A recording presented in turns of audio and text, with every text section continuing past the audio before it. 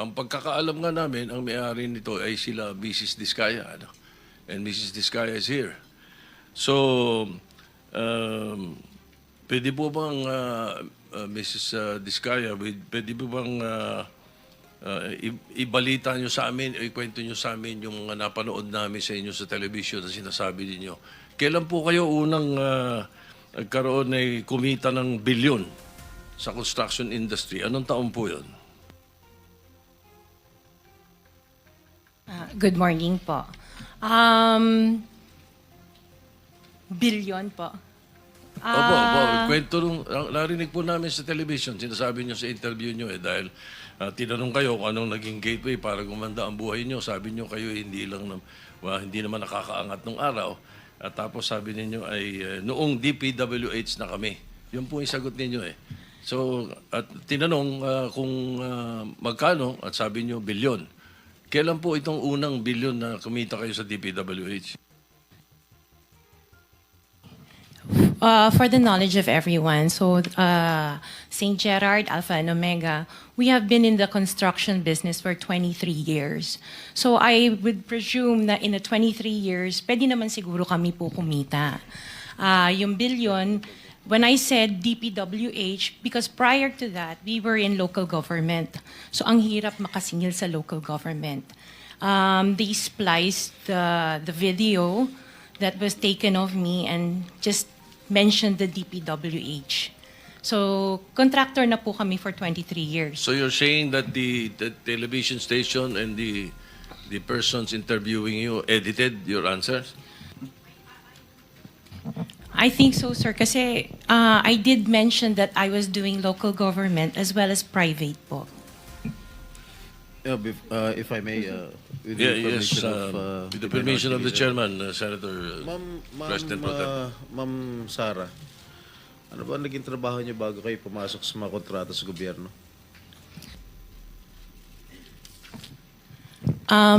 My father was a contractor before. Nangongontrata rin pero siya? yes po, Nangongontrata for, rin sa for DPWH? LGU po. LGU. And then ako, I worked sa ibang bansa. Yun po. Anong work mo sa ibang bansa? I was a dental receptionist and an orthodontic nurse. So you are a doctor? Nurse? No po. Yung asawa mo, ano trabaho? He works sa isang development corporation. And him and his brother were parang private contractors sa subdivision namin. Paano kayo, how were you enticed to join the mga kontrata sa DPWH? Who influenced you?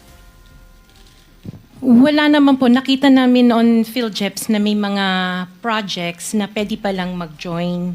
So we joined the bidding na we know that we were qualified for.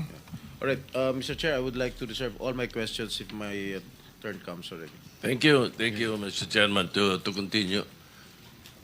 Senator, Mr. Chairman. Mr. Chairman, Okay, with the permission of the Senator Minority Leader. Soto, the Minority Leader. Ma'am, very clear man yun sa video na sinabi mo. Kung kailan kayo kumita ng malaki, sabi mo, noong nag-DPWH na kami. Ngayon, gusto mong i-attribute yung wealth ninyo going back noon pa sa tatay mo, noong nagsimula kayo ganon. Pero very clear, the video won't lie. Sinabi mo, noong nag-DPWH na kami. Yes po. So, kailan ba kayo nag-DPWH? Parang sometime in 2012, nag-start kami with DPWH. Can you be definite with your answer? Parang 2012? Oh, please, because you are under oath, please. Yes po. Make sure of your answers. Sometime in 2012, we started with DPWH. We started with joining biddings. Pero prior to that, we were with local government. Yung mga flood control projects, kailan kayo nag-engage ng flood control projects sa DPWH? Siguro mga 2016 onwards. Please make sure of your answer. Yes po, 2016 onwards po. 2016 onwards? Yes po. 2016 onwards. May follow-up Yes, ka sir. ba? Okay. Go ahead, sir. Go ahead. All right. Kasi based on your... Una sa lahat, would like to clear the reason that we're asking you this, and centering on you at the start. Ganon din ang gagawin namin takbo doon sa ibang mga kontratista rito na naibitin natin na nasa top 15 ng presidente. Nasa top 15 ng presidente, may mga flood control projects, merong guni-guni, merong ghost, merong nagawa, may nagawang palpak, okay, may nagawang tama. Ngayon, tapos marinig namin yung kwento sa television na tungkol doon sa sinasabi nyo na napakarami ninyong kinita at ika nga sa DPWH to 2016 kayo nag-umpisa sa DPWH. Pero yung mga pinakitang mga sasakyan ninyo ay 2022, 2025, 2024. So, lately, yung matindi, hindi po ba, na mga income ninyo? Mga anong taon kaya sa tingin ninyo? What year would you say that you were able to engage or be able to get projects from the DPWH for flood control projects? What year? Yun nga po, nag-start kami makakuha ng pailan-ilan, pero 2016 po onwards. Po. Yes. 2016 onwards. In 2017, how much did you pay the BIR on your income tax? Sorry, I don't have the data on me right now kasi I have an accountant that handles that po. Pero I can get it for you. Yes, please. May we request that Yes po. we find out how much your income taxes were paid from that time, 2016 to the present. No? Okay po. All right. Now, Mr. Chairman, in 2015, St. Gerard, which you own also, no, Mrs. Discaya, was suspended by the DPWH. In 2020, they were blacklisted by the DPWH. However, St. Gerard's pickup license was renewed and is valid from July 1, 2023 to January 28, 2026. For St. Timothy, which you also own, it was found out by the President that the 2023 Bulacan River project amounting to 96.4 million was deemed completed even in more than 200 meters of revetment were not built. St. Timothy's pickup license was also renewed 2025 to 2027. So, Engineer Takay, what is the basis for the renewal despite the issues in their previous projects? Sir? Mr. Chair? Engineer Takay, can you not answer? You're the chairman. Bakit itong executive director ang pinasasagot nyo na pinasasagot? Yeah, the blacklist that was issued by the DPWH, Your Honor, has certain time limitations. So, once a notice that the project has been completed, then the blacklist is lifted. And PICAB actually limit of responsibility is we can only institute disciplinary action upon a complaint or a verified violation. Ibig sabihin, pag walang nagko-complain, sige lang na sige. Mr. Chair. That is the limit of our responsibility, Your Honor. The IRR, Section 4.2, states that disqualification under letter CA, involvement in any construction, malperformance, of grave consequence, pickup under this section, hindi sila, are they not disqualified for renewal? The blacklist, Your Honor, is issued by the DPWH. If the blacklist is lifted by the implementing agency, then their licenses can be renewed. However, we also have another mechanism that if there is a verified complaint or complaint from the LGUs or from the implementing agency, then we hear the case and then apply the penalties that are commensurate to the offenses that are being committed. For example, Your Honor, the DOLE reports to us a lot of infractions that are committed by contractors, such as unlicensed contractors implementing construction work, unsafe practices resulting in the death of people in the workplace, and we act upon that immediately. In fact, Your Honor, we submitted, upon the request of the BIR, we submitted last July 25 our transmittal regarding the request for the documents of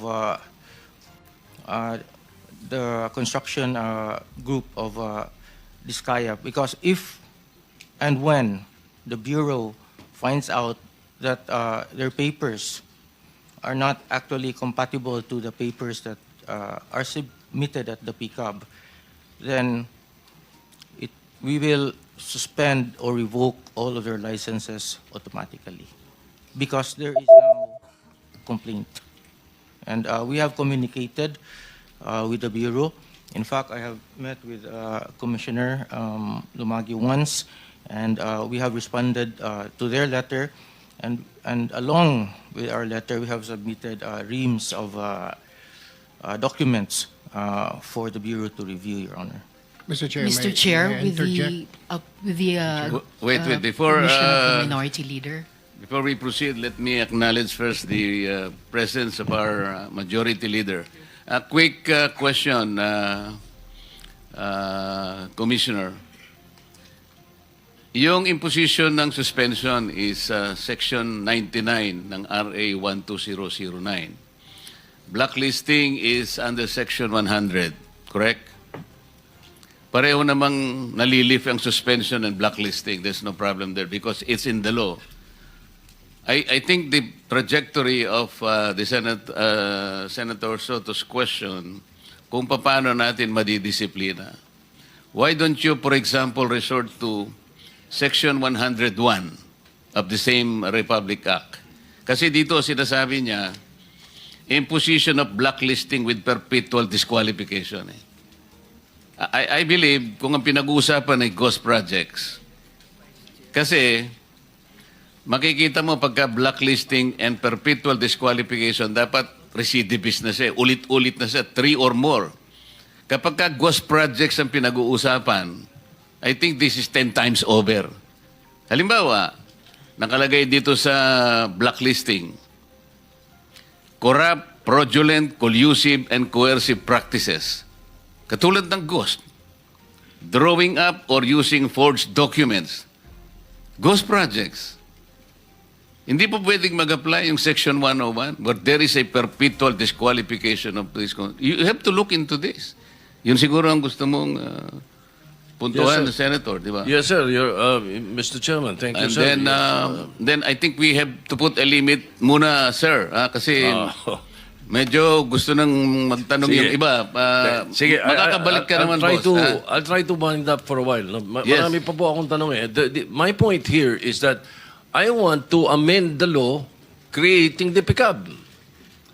Kailangan lagyan ng mas matinding power, mas maraming koordinasyon at coordinate sa DPWH, hindi lang sa DTI. So my line of questioning is towards that. Kung ano mga naging performance nyo, ang ginagawa ninyo, paano yung dinidisqualify, paano yung license ninyo. I heard you have 45,000 accredited contractors. nationwide. Mambigat eh. At tapos, ang sababi ninyo, maliit na kumpanya kayo. Maliit na agency lang kayo. Tatatlo yung board member nyo. Yung dalawang board member mo, are you aware that they are contractors also? Engineer Dakay? Yes, Your Honor. I am aware. In fact, EGB has actually filed a voluntary leave of absence the day after their name appeared on the list of the So president. when they were appointed by whoever, President Duterte or President Marcos, because I know for a fact you were appointed by President Duterte originally, di ba? We'll give you more time, Senator Soto, para yung iba gustong magtanong. Sige. Let me just re-emphasize, lahat po dapat makapagtanong, but ilimit muna natin sa first 5 minutes. Pagkatapos pag may time tayo, balikan po natin ang bawat isa. Senator Tulfo. Thank you, Mr. Chair. For PICAB, kay Engineer Dakay, alam nyo, Engineer Dakay, kung gugustuhin, may pamamaraan. It says in Section 29, Republic Act number 4566, pwede po kayo mag-imbestiga at gumawa po ng aksyon, suspension, revocation of license, kung meron po mga report. Tama po? Yes, Your Honor. Alright. So, nasa inyong kamay kung pwede nyong i-revoke. Hindi po ba kayo nag-iimbestiga na maaring yung ilang mga tao ninyo ay naareglo at nababayaran kaya bigay na lang na lisensya? Take the case po dito sa Diskaya. 3 na po ang kumpanya, isa lang may-ari. Pag na blacklisted, apply. So, ibig sabihin po ba, kung may kumpanya ako, mabablacklist, gagamit lang ako ng ibang pangalan, mag-a-apply ako, pwede na naman. And then I can apply again, same project or same agency, kahit na na-blacklist ako ng DPWH. Ganun po ba? You tell me. No, Your Honor. PICAB is also a quasi-judicial body. And we do a lot of investigations, and we also resolve a lot of cases. Investigation siguro sa mga maliliit, pero kung mga malalaki na kagaya nito, wala ho kami naririnig. Bakit 15 po sila na nagkunsabahan, binulsa yung pera ng bayan, 1.3 trillion, wala tayong narinig. Ngayon, nandito kayo, nagpapaliwanag, sasabihin nyo, meron kayong quasi-judicial. Nasaan yung quasi-judicial? Bakit yung pinayagan nangyari? 2022 hanggang 2025, 3 years, engineer. Wala kayong ginawa, hindi nyo kinansela yan. Isang kumpanya, tatlo pa. Yung isang may-ari. Wala kayong ginawa. Ngayon, pinapakita yung sa amin dito na meron kayong ganito, meron kayong nasaan yun sinasabi mo? 3 years. I understand very well your concerns, Your Honor, and I appreciate that very much. However, PICAB does not play any part in the implementation of the project. I'm not saying part of the implementation. Yung pag-apply lang at engineer ng license. Kasi pag na-blacklist yung... Ganun naman ho, hindi nyo ba alam na ganun ang kalakaran ngayon? Or you don't have any idea na pag na-blacklist itong kumpanya na ito, gagamit ng ibang kumpanya o magbubukas ng ibang kumpanya. Alam nyo ho ba yun? Hindi. You know that, right? We hear that every now and then, Your You Honor. hear that, but you don't investigate. Na pag na-blacklist ng DPWH o ng kung anong ehensya, papalit ng pangalan or tatayo ng pangalan para makapasok ulit. Actually, Your Honor, when a company is blacklisted by any government agency, then we actually suspend their licenses. Well, hindi ko maintindihan na engineer, wala naman po na suspend sa 15 na yan eh, di po ba? Wala ho kayo, hindi ko alam kung nagtatanga-tangahan kayo, hindi nyo alam trabaho, o natapalan lahat ng mga mata ninyo ng salapi. Kaya ho ganon. Balikan kita mamaya, Mr. Chair. I'd like to go to direct this question to Ms. Zara Diskaya. So ma'am, nung ma-blacklist po isang kumpanya nyo, ganun po ba ang SOP ninyo? Magtayo na lang ng ibang kumpanya para makasali, kaya dumami ang kumpanya nyo? Or kaya kayo nag-apply ng mga lisensya dito sa PICAB ay para may maparentahan po kayo na mga lisensya po ninyo? Kasi napakadami po, Ms. Diskaya, yung inyong proyekto kung saan-saan na, daig nyo pa yung gobyerno. Imposible naman ho, yung equipment nyo rito, may equipment kayo dito, napakadami yung equipment. Tama po yung sinasabi ni Senator Tito Soto na sa isang lugar, napakadami yung equipment, sa iba't ibang lugar. So, ano ang purpose na napakaraming kumpanya? What is that? Ay, sir po, yung ibang companies po, we've divested from those companies. So I am directly lang with Alpha and Omega. Vested. Interjection, Mr. Chair, with the permission of Senator Erwin. Go ahead. Go ahead. Salamat, Mr. Chair at Senator Erwin. Actually, when my time comes to question, ma'am, Ms. Diskaya, hindi lang po isa, hindi lang po 3 kumpanya tulad ng sinabi ni Senator Erwin. 9 na kumpanya ang ipapakonfirm ko sa inyo na actually, kayo at kayo pa rin po. Kayo pa rin po ang may-ari. Salamat po, Senator Erwin, Mr. Chair. Maraming salamat, Mr. Chair. Can I go to the Commission on Audit now, Mr. Chair, if they're here? Before that, I think you need to also pursue that initial question you had with PICAB. Kasi we heard that PICAB, upon the direction of the President of the Philippines in connection with the identified 15 contractors in anomalous flood control projects, it triggered an investigation from your office.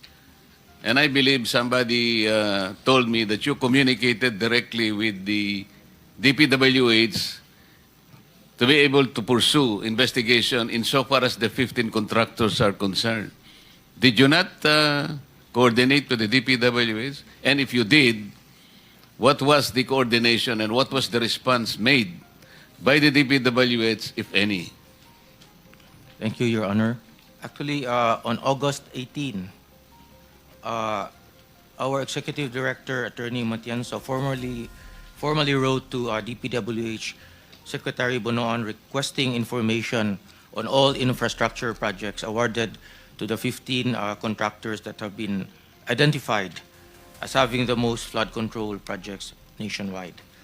So we sought in our letter a list of all the projects awarded to these contractors, the status of project implementation, the findings from their... You were referring to the 15 contractor subject matter of this inquiry? Yes, Your Honor. What was the reply by the DPWH, if any? To this day, Your Honor, we haven't received any reply. However, we issued summons to the contractors, and we have been doing our own hearings, and we ask them or require them to file a verified answer within 10 days from the receipt. Wait, you wrote the DPWH on August 18, Yes, and you Your did Honor. not receive any reply. You're No. seated beside the secretary of the DPWH. Did you ever ask him why no reply was ever given to your letter? Well, Your Honor, in the interest of public service and expediency, we just went ahead with our investigation and summoned the 15 contractors. Not only the 15 contractors, but the other contractors that were mentioned by the President in But subsequent... the information you were asking from the DPWS, I believe, are essential information. How can you conduct your investigation without waiting for the information that you sought in the first place? At least, Your Honor, we did the preliminary hearings. There is a jump start to all of the hearings for the... Okay, Senator Tulfo, proceed, please. Mr. Chair, pinapaikot-ikot lang ho tayo nitong pick-up. Alam nyo, engineer, sinasabi ko ho kanina, yung sinasabi nyo, pinapatagal nyo, pinapaligoy-ligoy ninyo itong proseso na ito, pagtatanong, jumpstart yung mga sinasabi ninyo, DPWH umiiling, sinasabi na parang hindi pa nila natatanggap, and then suddenly you're telling us na gumawa na kayo ng aksyon? Is this correct? What I heard, you started communicating with the 15 contractors? Actually, the day after the President mentioned the 15 contractors, we actually summoned the 15 contractors for investigation. Okay. So, ongoing investigation. Yes, Your Honor. Anong siglo natin malalaman ang resulta ng investigation nyo? Kasi pag ang gobyerno ang nag-imbestiga, taon na binibilang. Baka retired na kami lahat dito, nandiyan pa kayo nag-imbestiga. When do we expect the result of that investigation? Okay, Your Honor, for starters, we have preventively suspended their ARCC for flood control. So that means that they cannot bid for any subsequent flood control projects.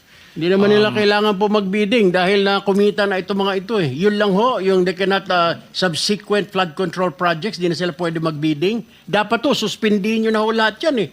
Mismo ang Pangulo nagsabi, deficient yung kanilang mga proyekto, substandard, ghost project. Ganun lang. Next flood control project pa sila suspendido. Ngayon hindi sila tanggalan ng lisensya. Kailan ho natin maririnig, engineer, na suspendido ang mga lisensya nila o kumpiskado ng mga lisensya nila? When will we hear that? Your Honor, we are seriously investigating and conducting the hearings at PCAB, Your Honor. And Do you have a time frame for that, Mr. Chair? Yes, Mr. Chair, because we have to also realize and recognize that the contractors are also represented by counsel. Kasi ang totoo niyan, hindi importante sa amin yung suspension or blacklisting. Ultimately, revocation ang pinag-uusapan dito eh. Kasi seryoso po ito eh. I would request my colleagues to also put in perspective ang hinahanap po natin nito yung mga ghost projects. So gusto ko pong marinig po yung mga tanong ninyo. Hanapin po natin sa DPWH. Kasi importante po ito, kailangan nating ilagay muna sa umpisa. Bakit po yung ipinangako ng mga ghost projects na dapat sana ito yung ating sinusubaybayan ngayon, kagaya po ng aking opening statement.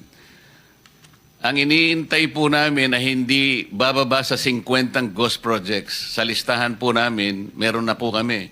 Kaya lang, kagaya na sinabi namin, 2 lang po ang formally na inadmit ng DPWS na ghost projects. Kaya po nakaka-disappoint.